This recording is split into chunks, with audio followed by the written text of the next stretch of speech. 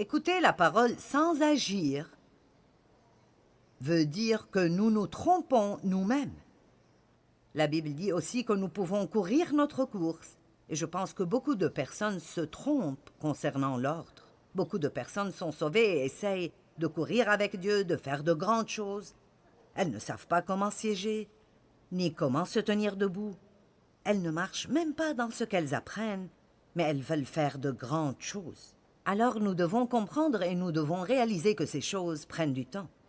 Notre relation avec Dieu est comme un cheminement et je pense que comme maintenant je marche avec Dieu depuis très longtemps, je pense beaucoup à mon cheminement. Et c'est merveilleux, toutes les choses qui sont arrivées dans les 40 ans où j'étais dans cette relation sérieuse avec Dieu. J'ai été sauvée longtemps avant cela, mais je n'étais pas sérieuse. Et j'aime parler de cela parce que beaucoup de personnes vont à l'église et rentrent chez eux. Et vous dites, « Es-tu un chrétien? Eh bien, je vais à l'église. » Eh bien, cela ne veut vraiment rien dire si ça n'affecte pas vos vies. Et vous ne le vivez pas dans vos vies de tous les jours. Alors ce soir, nous voulons parler de ce que la Bible dit de la marche. Nous marchons dans la foi. Nous marchons dans l'amour. Nous marchons comme Christ a marché. 1 Thessaloniciens dit, nous vivons pour plaire à Dieu. Colossiens 3 dit, nous ne vivons pas comme les païens vivent. Jean dit, nous devons marcher dans la lumière. J'aime Éphésiens 5 et nous allons le regarder un peu plus profondément. Nous devons attentivement regarder comment nous marchons. J'aime celle-là. Galates 5 dit que nous devons marcher dans l'esprit et la Bible nous enseigne que nous ne devons pas marcher dans la chair. Maintenant, la marche est essentiellement une combinaison de pas. Je fais un pas, je fais un autre pas, un autre, et puis je dis que je marche. Eh bien, chaque pas, c'est ce dont nous parlerons ce soir, c'est un choix que nous faisons.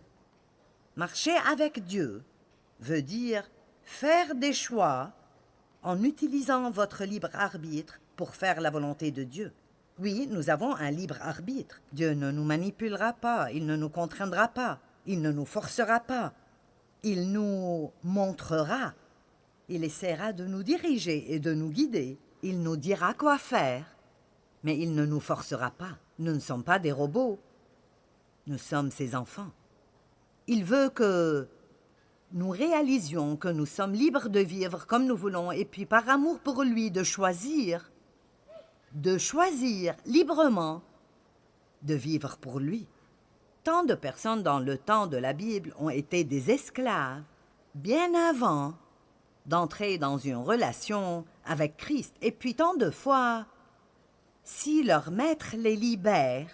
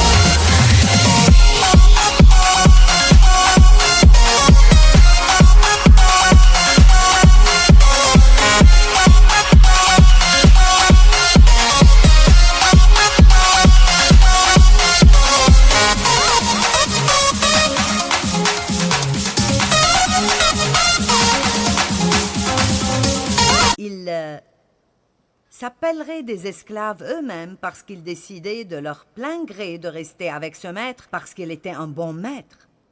Donc, Paul a dit qu'il était un esclave de Jésus-Christ. En d'autres termes, il n'était pas forcé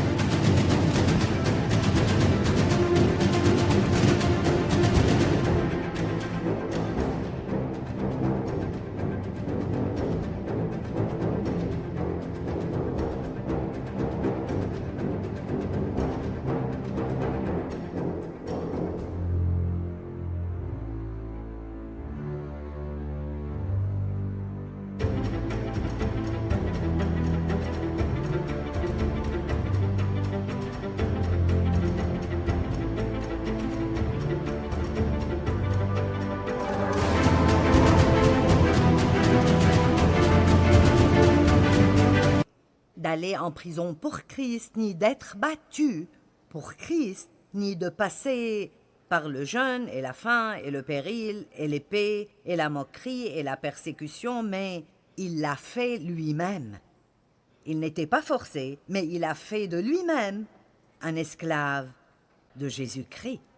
Combien d'entre vous savent que nous pouvons faire tout ce que nous voulons de notre vie? Vous savez quoi? Félicitations parce que vous auriez pu être où que vous vouliez ce soir et vous êtes ici.